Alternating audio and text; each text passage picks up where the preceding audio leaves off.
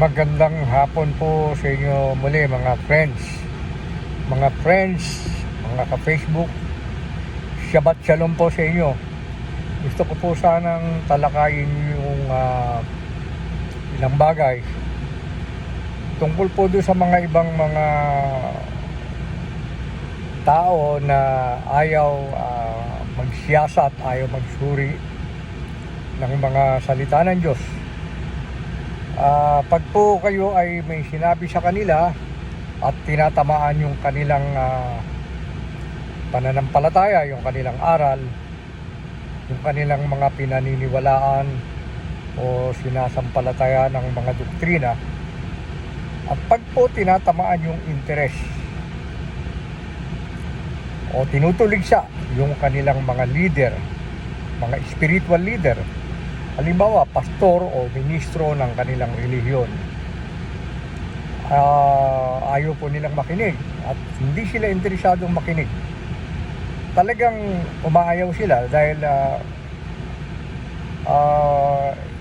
in denial po sila. Ayaw nilang tanggapin yung katotohanan, lalo na kung meron kayong sasabihin na magiging kapintasan ng kanilang mga kinikilalang leader o tinutuligsa ninyo yung kanilang mga kinikilalang leader, kahit na yung issue na ipinupukol ninyo legitimate issue, talagang sabihin natin totoong-totoo yung mga tinutuligsa ninyo, kahit alam nilang totoo, hindi nila tatanggapin. At yung mga aral, yung mga doktrina nila, kahit alam nilang mali, at kahit alam nilang meron kang mga nasisilip na mga butas o loophole o mali doon sa kanilang aral, pagka yun tinuligsa ninyo, narinig nila, kahit sila ay may duda rin doon sa kanilang aral, inineglect, ikukuha nila yun, hindi nila iintindihin, i-ignore lang, hindi nila papansinin dahil nga ayaw nilang tanggapin yung katotohanan. Huwag naman po sasama ang loob ng ating mga kaibigan, ng ating mga kababayan. Ang totoo sa aminin ninyo at sa hindi, huwag sasama ang loob ninyo, pero didiretsuhin ko na po. Ang inyong katapatan, ang inyong loyalty, wala po sa Diyos.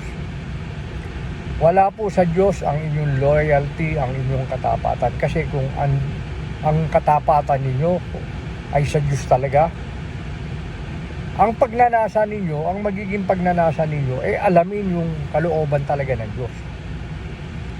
Ang magiging natural reaction ninyo dapat pagka mayroong mga tinuligsa sa mga aral na kinikilala ninyo o sa leader na inyong kinikilalang spiritual leader, pagka may mga tuligsa, ang alam nyo, ang dapat sana maging natural reaction ninyo, magsuri kayo, magsiyasat kayo. Kasi halimbawa, sinabi sa inyo na yung inyong pagkilala sa inyong leader, yan ay isang uri ng idolatry.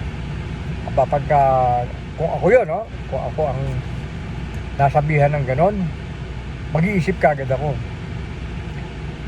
Iisipin ko kagad, ano kaya kung baka totoo yung sinasabi na nagkakasala ako ng idolatry, napakabigat na kasalanan yan. Kasi yung kasalanan na idolatry, sa Diyos mo lang pwedeng gawin yan. Hindi ka naman magkakasala ng idolatry sa kapwa mo tao. Hindi ka magkakasala ng idolatry sa kanino man, liban sa Diyos. At saka yung blasphemy, yung magsasalita ka ng mga kapusungan, pamumusong, sa Diyos mo lang yan magagawa yung ganyang mga kasalanan. At saka siyempre kung ikaw ay talagang ang loyalty mo, ang katapatan mo sa Diyos, ang totoong aalamin mo sa puso mo, ang sisiyasatin mo talaga, at ang nanasahin mo, ang magiging pagnanasa mo, masunod yung kalooban ng Diyos. Hindi mabigyan mo ng kapurihan yung tao o leader na kinikilala mo. Hindi yung maiangat mo yung leader mo sa isang mataas na pedestal, bigyan mo siya ng karangalan. Baliwala yun kung ang loyalty mo ay sa Diyos. Baliwala sa iyo yan, yung mga spiritual leader. Kasi tao rin yan katulad natin eh. Ano ba ang kanilang magagawa para sa ating kaligtasan? Meron ba silang kapangyarihan na magligtas ng tao, ng kaluluwa? Katulad ng kapangyarihang ibinigay ng Diyos kay Kristo. Si Kristo Yahushua, binigyan ng Diyos ng kapamahalaan sa lahat ng mga tao. Sabi nga ng Biblia, upang sa pangalan ni Kristo Yahushua, isuko ang lahat ng iluhod ang lahat ng mga tuhod. Dahil yan ang kalooban ng Diyos na isuko ang lahat, sumuko ang lahat kay Kristo. Ibig sabihin, sumuko ang lahat kay Kristo, magpasailalim. Magpailalim tayo sa kapamahalaan ni Kristo Yahushua. Kilalanin natin siya bilang Panginoon, tagapagligtas. Siya lang, walang iba. Siya lang, sabi ng Biblia, siya lang ang daan eh. Siya ang daan, katotohanan at ang buhay. Ngayon, kung yung leader na kinikilala mo, spiritual leader, sa kanya ka tumitingala, siya tinitingala mo. Sobrang paggalang, hindi naman masama ang gumalang, kahit sinong tao dapat mong igalang eh. Pero kapag sobra na yung paggalang mo sa kanya, yung veneration, iyan na yung idolatry. Yun na yung kasalanang malaki sa Diyos. Ngayon, kapag ang tao ayaw niyang alamin yung katotohanan, tumatanggi siyang marinig yung katotohanan, alam mo, dinideprive niya yung kanyang sarili. Yung sarili niya, dinideprive niya o inaalisan niya ng pagkakataon. Yung tsansa na maligtas, inaalis niya. Nawawala yon. Bakit? Imbis na maligtas ka dahil nalaman mo yung katotohanan, mapapahama ka dahil yung katotohanan hindi mo inalam. Ikaw mismo umayaw kang alamin yung katotohanan. Ikaw mismo ang umayaw. Isipin mo, merong nagsasalita sa iyo para gisingin ka, para ipaunawa sa iyo yung mali. Ayaw mo. Ikaw ba sa tingin mo yung taong yan na kumakausap sa iyo, yung naririnig mong boses na nagpapaliwanag sa iyo? Walang kinalaman ng Diyos dyan. Lahat ng nangyayari sa buhay po ng tao may kinalaman ng Diyos. Kumikilos ang Diyos sa iba't ibang kaparaanan at gumagamit siya ng iba't ibang kasangkapan para iparating sa tao yung kanyang mga mensahe, yung kanyang mga payo, yung kanyang mga saway, para iparating yung kanyang mensahe. Katulad nung araw, nung nangaral si Kristo, di ba sinugo siya ng Diyos para ipangaral yung ebanghelyo. Ngayon, si Kristo naman, nagsugo siya ng mga apostol para ipangaral din yung ebanghelyong itinuro ni Kristo Yahushua. Dahil nung panahon na yon, nandito pa si Kristo sa lupa, hindi pa isinusugo ang Espiritu Santo, kaya yung mga alagad niya, mga apostol niya, yung mga saksi niya sa kanyang gawain, yung mga alagad nakasaksi sa kanyang gawain, sinugo niya yan para ipangaral ang ebanghelyo. Sila Apostol Pedro, sila Mateo, sila Juan, si Apostol Pablo sa mga hentil, sa Roma, Galacia, Corinto, sa Epeso. Diyan isinugo si Apostol Pablo, kasama sila Bernabe. Ngayon, nung si Kristo ay umakyat na sa langit, bago siya umakyat sa langit, sinabi niya isusugo ko sa inyo ang Espiritu Santo. Siya ang magtuturo sa inyo ng lahat ng mga bagay at siya rin ang magpapaalaala sa inyo ng lahat ng mga bagay na sinabi ko sa inyo. Sa madaling sabi, ang Espiritu Santo ang magtuturo sa atin ng lahat ng bagay. Ngayon, merong nagturo ngayon na kami lang anya ang pwedeng magturo ng ebanghelyo. Naniwala ka naman. Pinaniwalaan mo na yun na sila lang ang pwedeng magturo ng salita ng Diyos. Kontra yun sa sinabi ni Kristo Kontra po yun Ang sinabi ni Kristo, Espiritu Santo ang magtuturo sa sa atin ang lahat ng bagay. Siya ang Espiritu Santo ang magpapaunawa sa atin. Siya rin ang magpapaalala ng mga sinalita o sinabi ni Yahushua. Siya rin ang magpapaalala nun. May nagsabi sa'yo, kailangan mangumpisal ka sa pare. Kailangan para mapatawad yung kasalanan mo. Mangumpisal ka sa pare. Sino may sabi nun? Naniwala ka naman doon. Ang ginawa mo ngayon, mangumpisal ka sa pare. Yung pare, ichinismis yung kwento ng buhay mo kung kani-kanino. Katulad na nangyari sa Katipunan. Hindi po ba napahamak ang Katipunan? Yung samahan. Dahil may nangumpisal. Ikinwento sa nangumpisal, sinabi yung mga activities nila. Ayun, nagka-problema sila. Nabuko. O meron namang nangaral. Kami lang anya ang maliligtas. Kami lang ang pwedeng mangaral ng mga dalisay na salita ng Diyos. Naniwala naman yung mga miyembro. Yung mga nakinig, naniwala naman. Si Kristo, ang sabi, ang Espiritu Santo ang magtuturo sa inyo ng lahat ng mga bagay. Magpapaalaala sa inyo ng mga sinabi ko sa inyo. Hindi ninyo pinaniwalaan si Kristo. Ang pinaniwalaan nyo kung sino-sinong tao pinaniwalaan ninyo. Ganyan ba ang loyalty sa Diyos? Sabi ng Diyos, ito ang sinisinta kong anak. Siya ang inyong pakinggan. Ang sabi ng Diyos, si Kristo ang sinisinta niyang anak. Siya ang inyong pakinggan. Sabi ng Diyos, ang pakinggan natin si Kristo. Bakit? Dahil si Kristo ang sinisinta niyang anak. Nakinig ka kung kani-kanino. Hindi naman yan ang sinisintang anak ng Diyos. Siya mong pinaniwalaan, siya mong pinakinggan. Tapos ang inaasahan mo ngayon, maliligtas ka. Umaasa ka na ikaw lang ang maliligtas, samantalang iba pinakinggan mo, ibang tinig ang pinakinggan mo, sabi nga ng Biblia. Yung mga talagang alagad ni Kristo, hindi yan nakikinig sa ibang tinig. Hindi nila kilala yung iba. Ang kilala nila si Kristo lang, si Yahushua. Si Kristo lang ang pakikinggan nila. Iyan ang nakasulat sa Biblia eh. Yung mga lingkod ni Kristo, yung mga alagad niya, hindi nila kilala yung ibang tinig, hindi sila makikinig. Yung ibang tinig, hindi nila susundin yon, hindi nila pakikinggan yon. Kaninong tinig ang pakikinggan nila? Kay Kristo. Ano sabi ni Kristo? Ang Espiritu Santo ang magtuturo sa inyo ng lahat ng mga bagay. Pag sinabing lahat, isa lang ba yon? 2, 3, 4, 5? Hindi. Sabi ni Kristo malinaw, lahat ng mga bagay. Ang Espiritu Santo ang magtuturo sa inyo ng lahat ng mga bagay.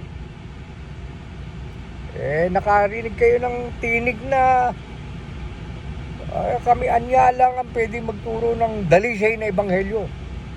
Pagka anya nakinig kayo sa kanila, maliligaw kayo.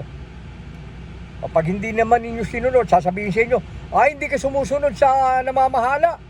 Pinagdilim ka na kasi kaya ka hindi sumusunod. Isipin mo, nabaligtad pa pangyayari ngayon. Ikaw pa ngayon ang pinagdilim. Nakinig ka na sa salita ng Diyos, pinagdilim ka pa.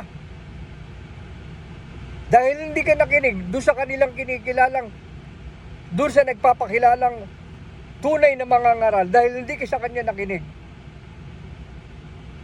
Nakinig ka sa salita ng Diyos, lumalabas ngayon. Aakusahan kanila na ikaw pinagdilim. Ang linaw-linaw na sinabi ng Panginoong Yahushua. Sabi niya, isusugo ko sa inyo. Ang magsusugo, mismong si Kristo. Sabi niya, isusugo ko sa inyo ang Espiritu Santo na magtuturo sa inyo ng lahat ng mga bagay at magpapaalaala sa inyo ng lahat ng mga sinabi ko. Ibig ba sabihin, nagsisinungaling si Kristo? Binobola pa tayo ni Kristo nung sabihin niyang, isusugo ko sa inyo ang Espiritu Santo na magtuturo sa inyo ng lahat ng mga bagay? Parang yung sinabing binobola tayo ni Kristo. Pagka ang pinaniwalaan nyo iba, hindi kayo niniwala kay Kristo. Isipin mo yung taong yan, hindi mo naman kaano-ano, naniwala ka ng ganun-ganun na lang. Sa bagay, nangyari sa akin yan eh. Naniwala rin ako ng una. Nabola rin ako eh. Kasama rin naman ako sa nabola, pero natauhan ako. Sana matauhan din po kayo. Sipin mo, hindi mo kaano-ano yan. Sunod ka ng sunod kung ano ipagawa sa'yo. Pag sinabi sa'yo, iboto mo si ganitong kandidato, iboboto mo. Iboto mo si ganito. Tinanggalan mo ng karapatan yung sarili mo na bumoto. Yung karapatan mo sa ilalim ng saligang batas, binaliwala mo. Pero hindi yun ang mahalaga. Ang mahalaga, ang pinaka masahol na nagawa mo, sumunod ka sa maling turo, sa maling aral. Wala namang itinuturo sa Biblia na kailangan sumunod ka sa kung sino-sinong leader na magsabi sa iyo, ganito iboto, ganun ang iboto. Walang doktrina na ganun dahil nung panahon ni Yahushua, nung sila ay nangangaral pa, nung siya ay nandito pa sa lupa, noon po walang eleksyon Wala namang COMELEC noon. Wala ring KBL. Wala ring PDP laban. Wala po noon. Dahil noong panahon na yon, ang mga leader, hindi po inihahalal, hindi ibinoboto. Monarchy po noon. Halimbawa, merong hari. Yung hari, pag namatay, ang papalit dyan, maaaring anak o kapatid. Monarchy, pinamamana, hindi po binoboto. Nung si Kristo ay nangangaral, paano niyang ipangangaral ang tungkol sa eleksyon, sa pagboto? Paano ipangangaral ng mga alagad yung tungkol sa pagboto? Nung panahon na yun, wala namang eleksyon Paano mangyayari yun? Napakalaking kalokohan yung pinaniwalaan natin, yung kailangan magkaisa tayo sa pagboto. Sasabihin sa inyo, hindi ba anya yung paghatol pagboto? Isa sa kahulugan ng pagboto o ng pagboto paghatol. Pero hindi lahat ng paghatol pagboto. Merong paghatol na hinatulan yung sa hukuman. O pagboto ba 'yon? Hindi pagboto 'yon. Paghatol doon sa nasasakdal 'yon. Halimbawa, merong dinimanda ng snatching, robbery, hold up o ano man. Sinatulan. Yung ba pagboto? May kinalaman ba eleksyon doon? Wala. Paghatol din yun, pero walang kinalaman ng eleksyon. Nilahat mo na. Ginawa mo generalize mo na Kung mo nabasa mo, paghatol. Pagboto na lahat. Ang nakalagay doon, paghatol. Pero hindi lahat ng paghatol, pagboto. Hindi lahat ng paghatol, pagboto. Pwedeng sabihin yung paghatol, pagdidesisyon. Magkaisa kayo ng paghatol, magkaisa kayo ng desisyon. Pero pag ba sinabing desisyon sa lahat ng bagay, hindi rin Halimbawa, sinabi, magkaisa kayo ng desisyon, hindi pwedeng sa lahat yun. Bakit? Dapat alamin mo anong desisyon. Kasi, papayag ba ang Diyos na magkaisa tayo sa pagdidesisyon sa mali? Pagka nagsama-sama tayo sa isang desisyon na mali yung ginagawa natin, conspiracy yun Di ba? Nagsabuatan tayo. Yun ang paghatol sa isang paggawa ng isang mali na nagsama-sama tayo, nagkaisa tayo. Yun ang sabuatan, yun ang conspiracy. Hindi tinuturo ng Biblia yung ganung pagkakaisa. Ang pagkakaisang itinuturo ng Biblia, pagkakaisa na sang-ayon sa katwiran ng Diyos. Pagkakaisa na hindi sumasalungat sa mga aral ng Diyos. Yun ang pagkakaisa. Pero ang pagkakaisang gagawin ninyo, pagkakaisang sumasalingat na sa aral, sa turo ng Biblia, hindi na yan ang kalooban ng Diyos. Hindi po pwedeng maging kalooban ng Diyos yan kasi nagkaisa kayo sa paggawa ng mali Sabuatan na nga yan O ngayon, sasabihin, pag hindi ka nakipagkaisa, mali niya, dapat tayo magkaisa, lahat tayo, tama, dapat magkaisa sa tama. Magkaisa sa tama. Sa paggawa ng katwiran, hindi magkaisa sa paggawa ng kalikuan o ng kasamaan. O ngayon, yung iba, ayaw papakinggan yan. Umiiwas.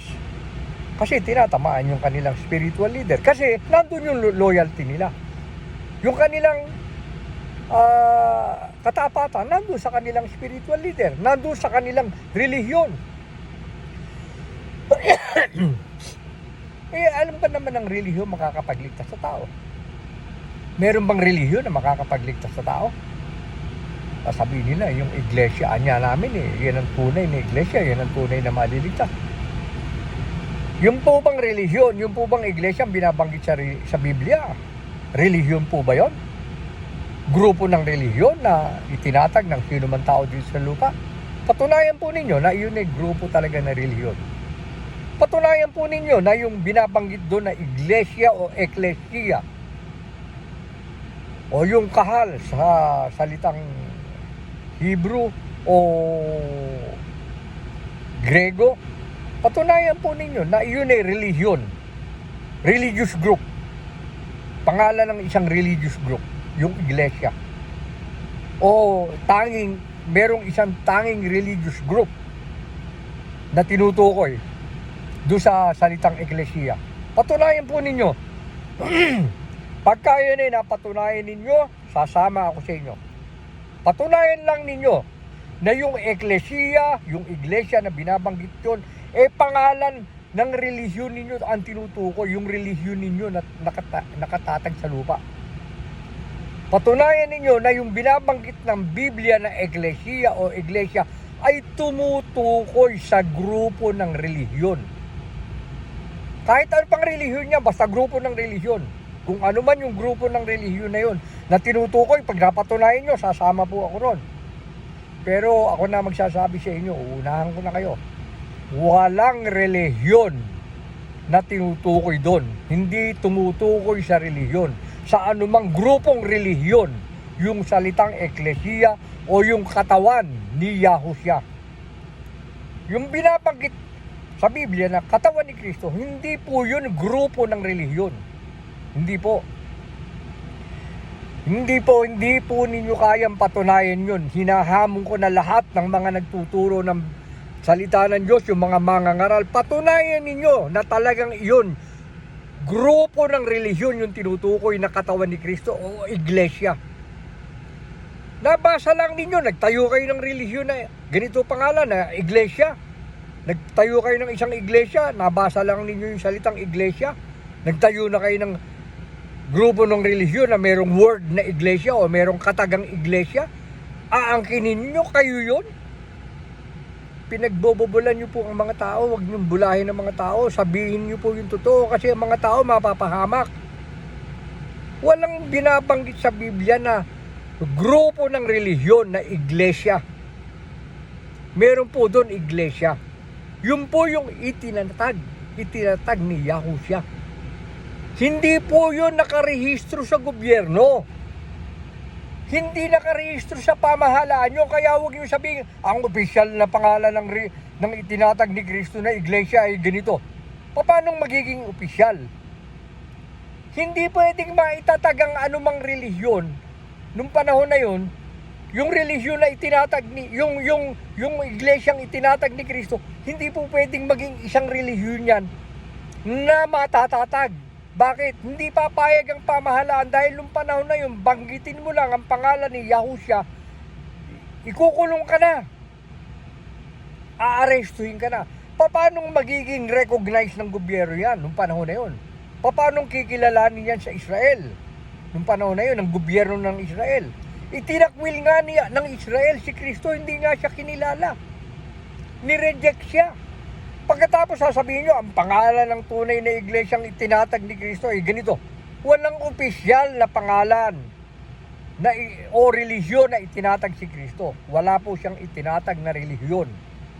Wala siyang itinatag na relihiyon na opisyal, na may pangalang opisyal na nakarehistro sa gobyerno. Dahil nung panahon na yun, inuusig si Kristo. Lahat ng mga mananampalataya, yung mga tagasunod ni Kristo, inuusig din, kinukulong. Kaya wala. Meron siyang itinatag na iglesia. Ang ibig sabihin ng iglesia, sa salitang English, assembly. Church, assembly, kalipunan ng mga tao. Ang itinatag niya, kapulungan. Grupo, kapulungan. Pero hindi hindi relihiyon. Hindi siya nagtatag ng relihiyon. Sasabihin nyo, opisyal na pangalan. Paano magiging opisyal? Pag sinabi nyo opisyal, kinakailangan yan naka-rehistro sa gobyerno. Yan kinikilala ng intellectual property right na siya lang ang pwedeng gumamit yan. Hindi pwedeng gamitin ng iba. Meron ba kayong maipapakitang dokumento na si Kristo merong pinarehistrong relihiyon? O sige, pwede po ninyong puntahan ng Security and Exchange Commission. Tingnan nyo, kumuha po kayo ng kopya kung meron. O pumunta kayo sa bansang Israel. Tingnan nyo, kumuha kayo ng kopya kung si Kristo merong recorded sa history, sa kasaysayan. Meron bang na-record sa kasaysayan na si Kristo nagparehistro ng relihiyon? Meron po ba? Pwede po bang ipakita nyo sa amin ngayon kung talagang sa kasaysayan nitong mundo neto, meron bang ipinarehistro si Kristo na relihiyon o iglesia? Nakasulat sa Biblia. Hindi sa gobyerno, hindi sa talaan ng gobyerno. Sa Biblia, mga salita po ng Diyos yan Sa Ebanghelyo yan. Sabi niya, itatayo ko ang aking kapulungan o ang aking iglesia. O yun. Pero hindi yung inaangkin ninyo na komot nabasa ninyo sa Biblia. Merong iglesia ng Diyos na nakalagay.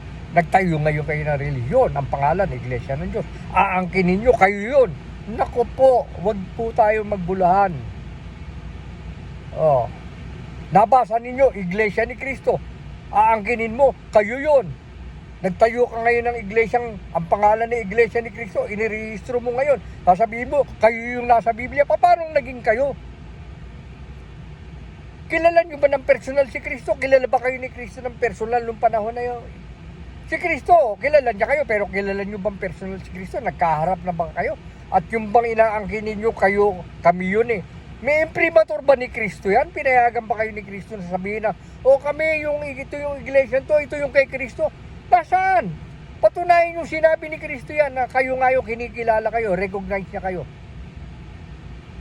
Yung mga iba, iglesia ng Diyos, patunayan ninyo. Meron pa dyan, tiga Davao, anointed Son of God. Naku po, lalo, mas malala yun. Mas malaki tama po nun, dahil kasi malala talaga yun. Isipin nyo, appointed Son of God. Yun po, kaya ko po sinasabi ito para matauhan tayo, huwag tayong maging sunod-sunuran sa mali. Sa uulitin po maraming salamat sa inyo. Pasensya na kayo kung meron akong medyo nasasabi na hindi maganda sa pandinig ninyo. Huwag po kayo magagalit. Wala po akong masamang intensyon. Ang intensyon ko lang, matauhan po tayo pare-pareho. Maraming salamat po. Shabbat Shalom sa inyo. Salamat po.